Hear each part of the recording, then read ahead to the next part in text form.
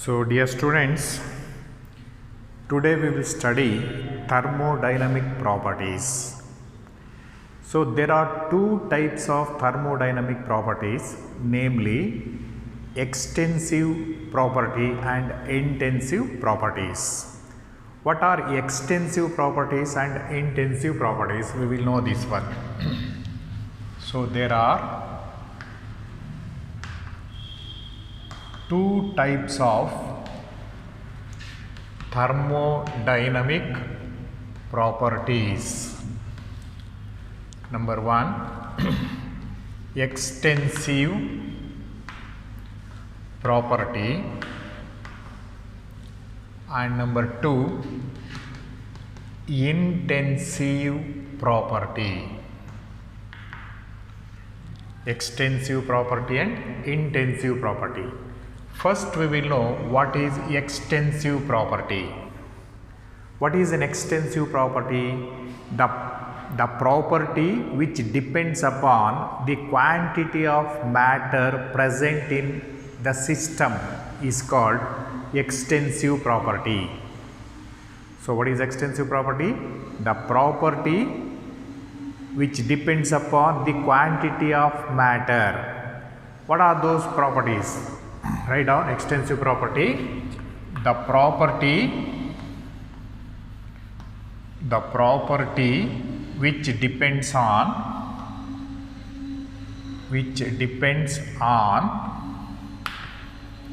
the quantity of matter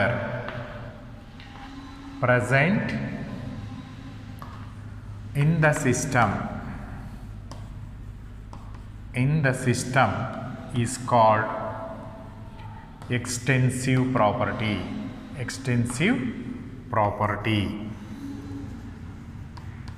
So these definitions are very important. You will be asked in the examinations what are extensive properties and intensive properties. The property which depends upon the quantity of matter present in the system. Example, what are those properties? Mass. So, mass is the property which depends upon the quantity of matters. So, if the quantity is more, mass is more. If the quantity is less, the mass is less. Therefore, mass depends upon the quantity of the substance. Number one, mass. Number two, volume also depends upon the quantity of matter. Number three, heat. So, if the quantity is more, heat is also more. Similarly, fourth one, internal energy. Internal energy. So, we will discuss what are internal energy later on. Internal energy. Number 4. Number 5, entropy. Sixth one, free energy, etc. are extensive properties. Mass, volume, heat, internal energy, entropy, free energy, etc. All these properties depend on the quantity of matter present in the substance. Therefore, they are called extensive property. So, ಯಾವ property ವಸ್ತುವಿನಲ್ಲಿರ್ತಕ್ಕಂಥ quantity ಪ್ರಮಾಣದ ಮೇಲೆ depend ಆಗಿರುತ್ತೋ ಅದನ್ನು ನಾವು extensive property ಅಂತ ಕರಿತೀವಿ. So, next write down what is an intensive property. What is an intensive property? The property which does not depend upon the quantity of matter present in the substance is called an intensive property. So, write down intensive property. The property which does not depend on the quantity of matter present in the system, present in the system is called an intensive property. Intensive property. So examples for intensive property. So density is the property which does not depend upon the quantity of matter, whether the quantity is less or quantity is more, the property density value remains same. Similarly, refractive index, and then surface tension, viscosity, specific heat, and then boiling point, melting point, freezing point. These are the properties which does not depend upon the quantity. For example, boiling point of water is 100 degrees centigrade. If you take 100 ml of water and determine the boiling point is 100 only. If you take 1 liter of water and if you determine the boiling point of water, it remains same. That means the boiling point of any liquid does not depend upon the quantity of the liquid taken, and it is an intensive property. Similarly, freezing point, boiling point, melting point. Suppose if you determine the melting point of ice or melting point of any metal, it does not depend upon the quantity of matter taken, and it is an extensive property. So examples: number 1, density; number 2, refractive index; number 3, surface tension. It is the property of a liquid which does not depend upon the quantities. Refractive surface tension, viscosity. So if the viscosity is more, the liquid is thick. If the viscosity is less, the liquid is thin, like that. So we will study later on. Density, refractive index, surface tension, viscosity. Fourth one. Fifth one, specific heat. Sixth one, boiling point.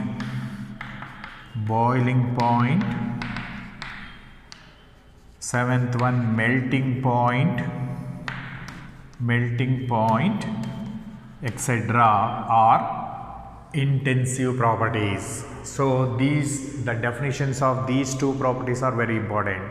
Extensive property, there are two types of thermodynamic properties: extensive property and intensive property. Remember, extensive property depends upon the quantity of matter present in the substance. Examples: mass, volume, internal energy, enthalpy, entropy, etc. All these properties depends upon the quantity of matter. Therefore, it is an extensive property. Similarly, intensive property, which does not depend upon the quantity of matter, is called an intensive property. So example for intensive property. So I told you it is density, viscosity, surface tension, etc.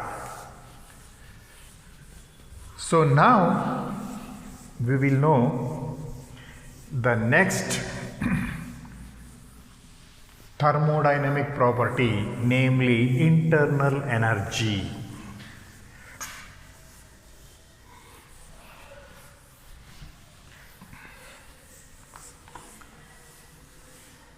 So next we will know what is internal energy.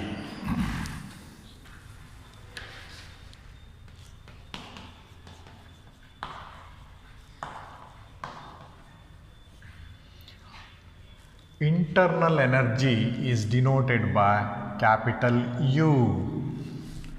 What is internal energy? Each substance or each system possesses its own energy called internal energy.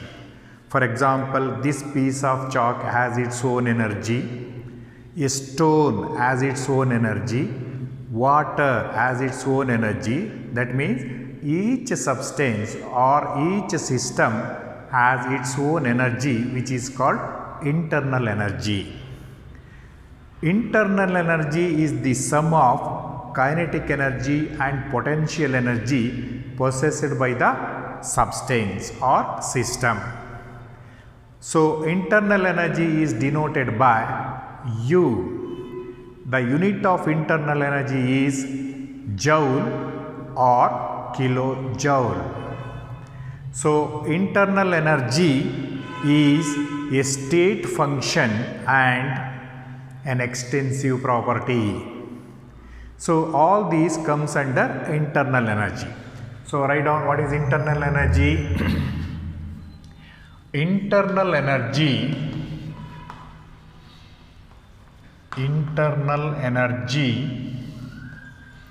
is the total sum of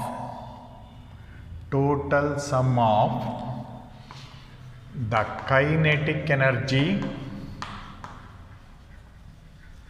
and the potential energy.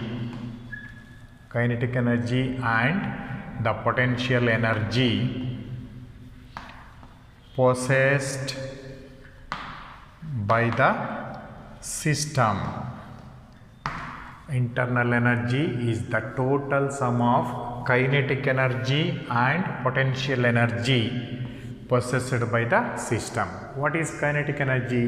Kinetic energy arises due to the motion of the substance, particles present in the substance, and potential energy is due to the existence, where it is and how it is.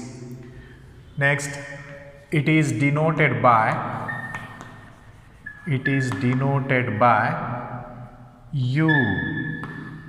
Internal energy is denoted by U. Next, its unit. Internal energy, its unit is joule or kilojoule. Joule or kilojoule, that is joule or kilojoule. Next, internal energy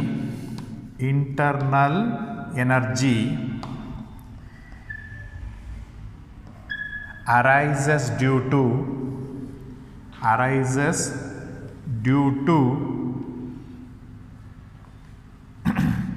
the energy due to vibration, rotation, etc. That is internal energy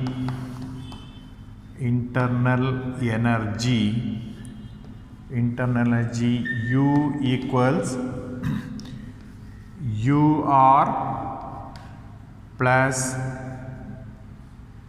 UV plus UT plus UN plus UE plus US, etc. So, where UR equals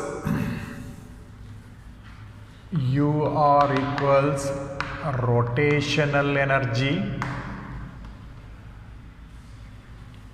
UT equals translational energy,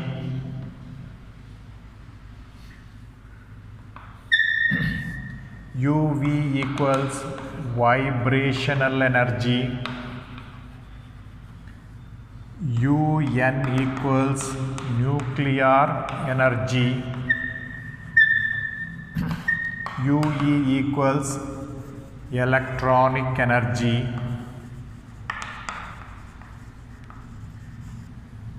and Ug equals Ug equals gravitational energy.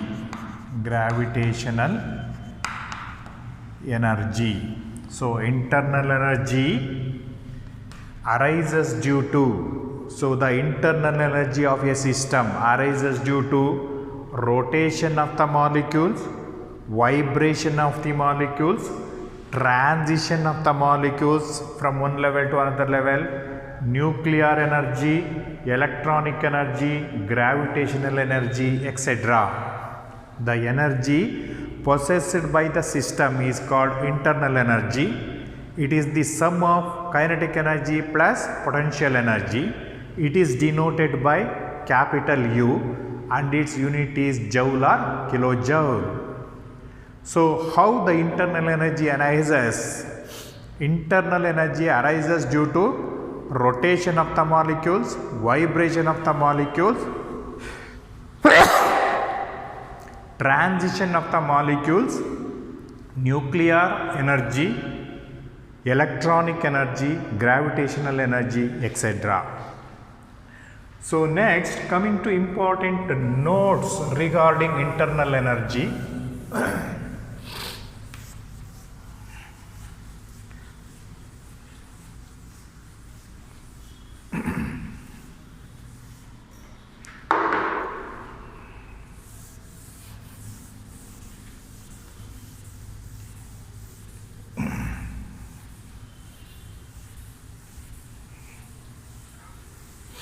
Note number 1.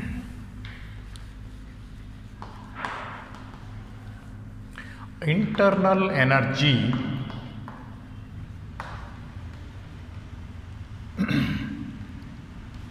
EI is a state function and an extensive property. What is the meaning of this one? Internal energy is a state function, means internal energy of a system depends upon the state of the system, whether it is in liquid state, whether it is in solid state, whether it is in gaseous state. It depends upon the state of the system, therefore it is a state function and it is an extensive property. What is the meaning of extensive property? It depends upon the quantity of substance. It depends upon the quantity of substance. The absolute value of internal energy cannot be measured. So, the amount of internal energy possessed by this piece of chalk cannot be measured. Or for example, suppose this is water, this is liquid water. So, the energy possessed, this is internal energy U, the energy possessed by this liquid water is U.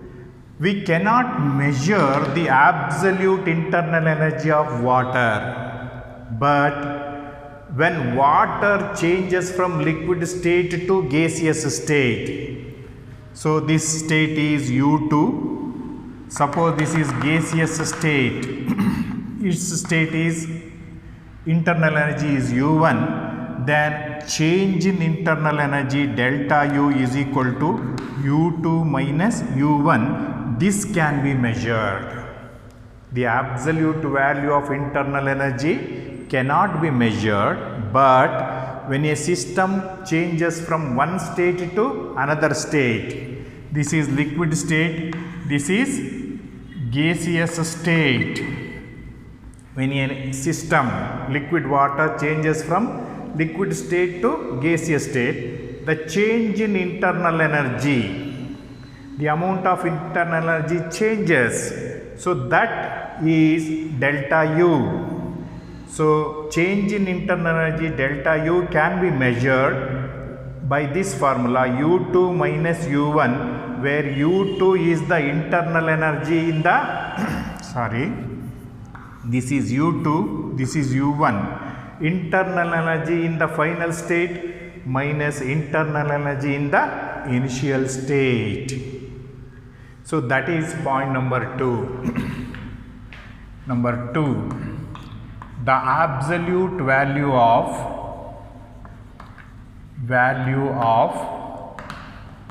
internal energy, absolute value of internal energy U cannot be measured,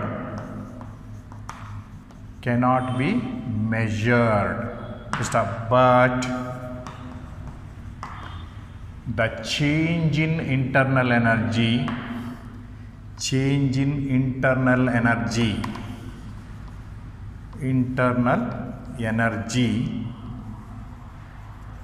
delta U, when the system changes from one state to another state can be measured. So the absolute value of internal energy of any system cannot be measured, but the change in internal energy when a system changes from one state to another state can be measured using the formula can be measured. That is, change in internal energy delta U is equal to U2 minus U1. Delta U equals U2 minus U1. What is U2? U2 equals internal energy in the final state, and U1 equals internal energy in the initial state. So the change in internal energy delta U, that is U2 minus U1, can be measured. The change in internal energy is equal to internal energy in the final state minus internal energy in the initial state, that can be measured. And point number 3. So for example, this one is water, liquid water. It is a system. It changes from liquid state to gaseous state. So U2 is the internal energy in the final state. U1 is the internal energy in the initial state. Then change in internal energy delta U is equal to U2 minus U1. Internal energy is U1. Next, point number 3, note number 3.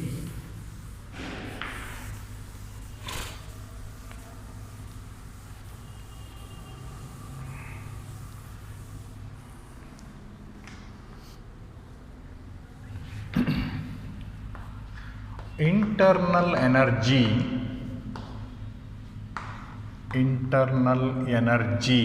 U changes when, ಯಾವಾಗ internal energy change ಆಗುತ್ತೆ?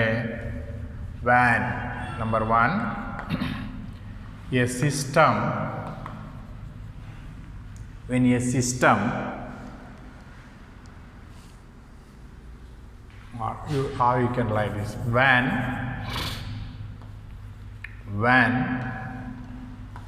work is done on the system. So when internal energy changes, when if you supply energy to the system, either in the form of work or in the form of heat, the internal energy changes. When you supply energy to the system or when you withdraw energy from the system, its internal energy changes. For example, if you supply heat to liquid water, if heat enters into this liquid water, it is converted into vapor state, is it not? when heat is removed from the system, this liquid water changes to solid state, that is ice.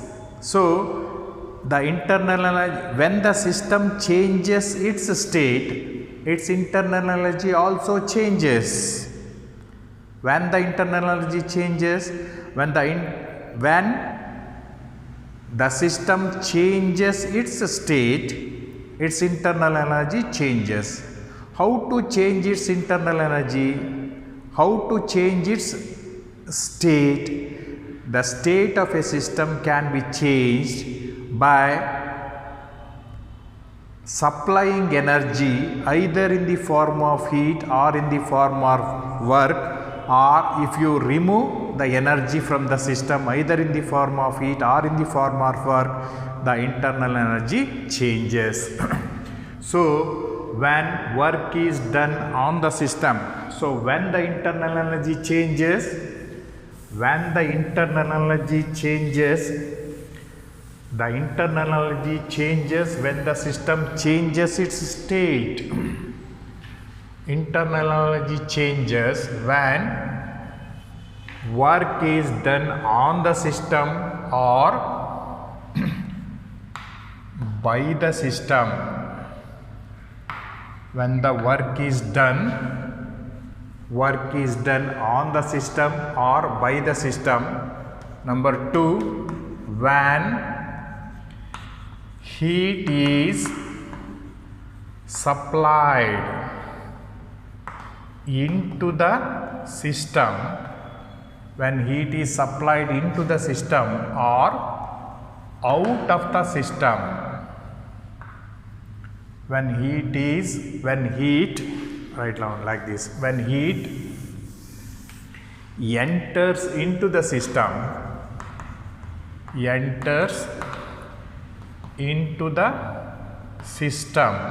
or out of the system. And number 3, when matter enters into the system or out of the system. So this is the third point. So the absolute value of internal energy of a system cannot be measured, but the change in internal energy when a system changes from one state to another state can be measured. When a system changes from one state to another state, its internal energy changes. So when the internal energy changes, when the energy either in the form of heat or in the form of work is supplied into the system or leaves out of the system. So remember, internal energy changes when work is done on the system. Work and heat are the two forms of energy. Energy in the form of mechanical work or in the form of heat. When work is done on the system, say for example, suppose this is liquid water.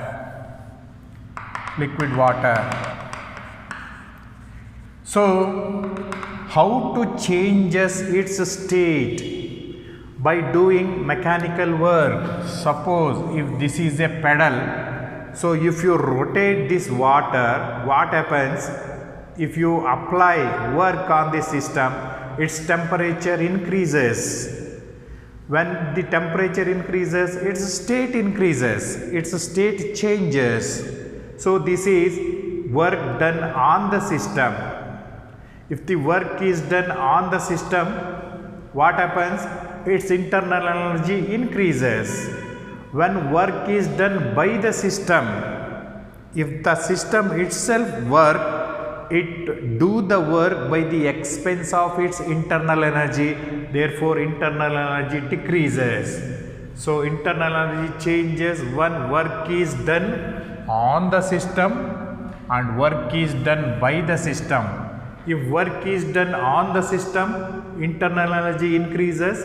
If work is done by the system, internal energy decreases. Number 2, second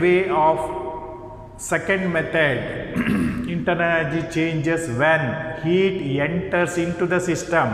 If you supply heat to the system, its temperature increases. If you supply heat to the system, temperature increases and its state changes. So when heat enters into the system, internal energy increases. When heat goes out of the system, internal energy decreases, because internal energy is directly proportional to temperature. So enters into the system, if heat enters into the system, or heat goes out of the system. When matter enters into the system, so if you increase the amount of matter, its internal energy increases, because internal energy is an extensive property. It depends upon the quantity of substance. So enters the system, internal energy increases. If the matter goes out of the system, internal energy decreases. So you know the definition of internal energy. You know the unit of internal energy. It is a state function and an extensive property. So coming to some of the important notes. Absolute value of internal energy of any system cannot be measured, but the change in internal energy when a system changes from one state to another state can be measured using the formula delta U. Change in internal energy is equal to U2 minus U1. U2 is the internal energy of the system in the final state and internal energy of the system in the initial state. Next point, when the internal energy changes, when work is done on the system or work is done by the system. Heat enters into the system or heat goes out of the system. When matter enters into the system or matter goes out of the system. So in these cases, the internal energy changes. So these 3 points you have to remember. Next, coming to the study of first law of thermodynamics. This is also very important. State first law of thermodynamics. Or this is also called the law of conservation of energy. You know the law of conservation of mass. Matter can either be created nor be destroyed, but it can be transformed from one form to another form. So that is the law of conservation of mass. This is the law of conservation of energy. That is first law of thermodynamics. State first law of thermodynamics or the law of conservation of energy. Next, give its mathematical form or expression. So this question is also very important. Extensive property, intensive property definitions are very important. And then we state the law of thermodynamics, first law of thermodynamics. So statement. So the law can be stated in many ways. So the first way of stating first law of thermodynamics is number 1, energy can neither be created nor destroyed.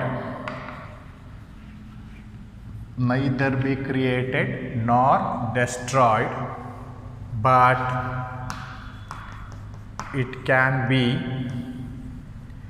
changed. It can be changed from one form to another form.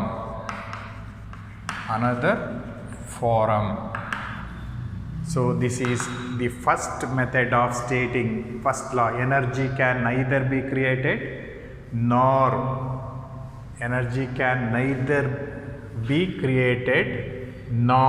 be destroyed, but it can be changed from one form to another form. So what is the meaning of this one? Energy cannot be created nor destroyed, it can be transformed from one form to another form. So we will eat food. Food contains energy. That energy is transformed to our body. So we will do mechanical work. That means food energy is converted into mechanical energy, and then food energy is converted into heat energy. Some of the energy is used to keep our body warm. So food energy is converted into mechanical energy, food energy is converted into heat energy.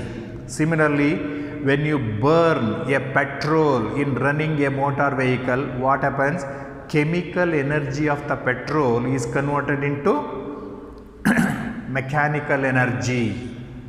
So in your home you will have heaters, dipping coils, water heaters, etc. Here electrical energy is converted into heat energy.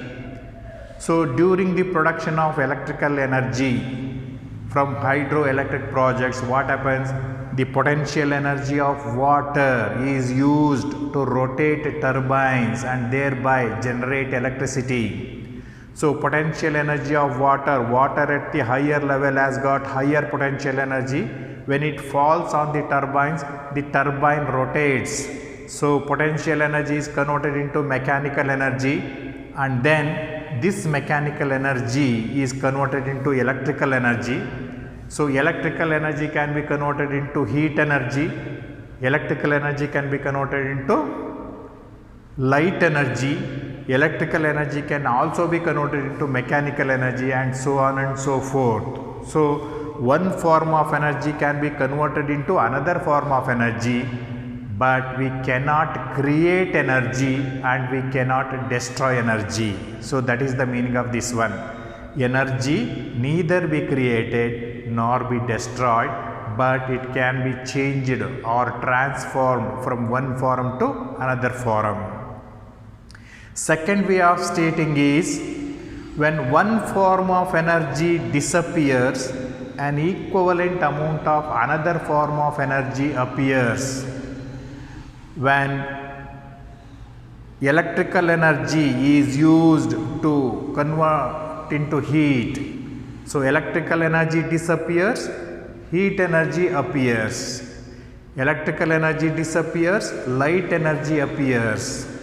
So when one form of energy disappears, an equivalent amount of another form of energy appears. This is another form of stating first law. Or when one form of energy disappears, an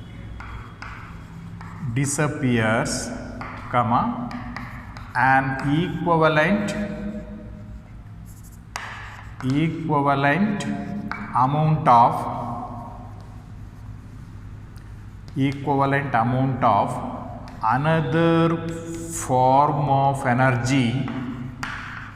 another form of energy appears. So this is another form. Or it can also be stated as statement 1, statement 2, statement 3. The energy of an isolated system energy of an isolated system is, the energy of an isolated system is always constant.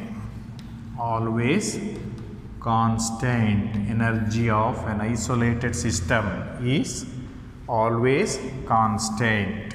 So these are the different ways of stating first law of thermodynamics. So you remember whichever easy for you. So first one, I think it is easy. Energy can neither be created nor be destroyed, but it can be changed from one form to another form.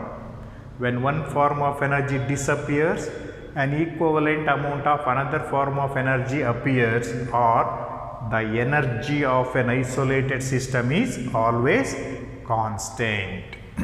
So this is the statement. Coming to the mathematical form. So mathematical form of first law. Mathematical form of first law, that is delta U equals Q plus W. Delta U equals Q plus W. What is delta U? Delta U means delta U equals change in internal energy. Internal energy.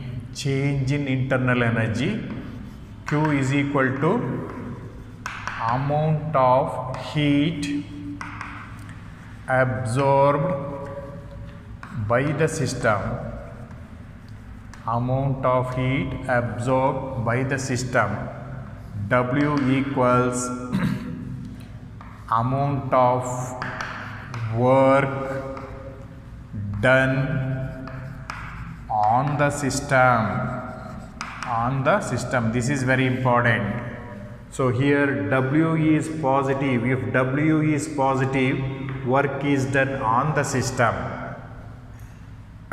Work is done on the system. Or delta U is equal to Q minus W. Here minus W is equal to work done by the system. By the system. So both are first law of thermodynamics. So here Q is the amount of heat absorbed by the system. If W is positive, work is done on the system. If W is negative, work is done by the system. Minus W equals work done by the system. So this is the statement of first law and the mathematical representation. So these are all important. So this is enough for today, and I will continue tomorrow.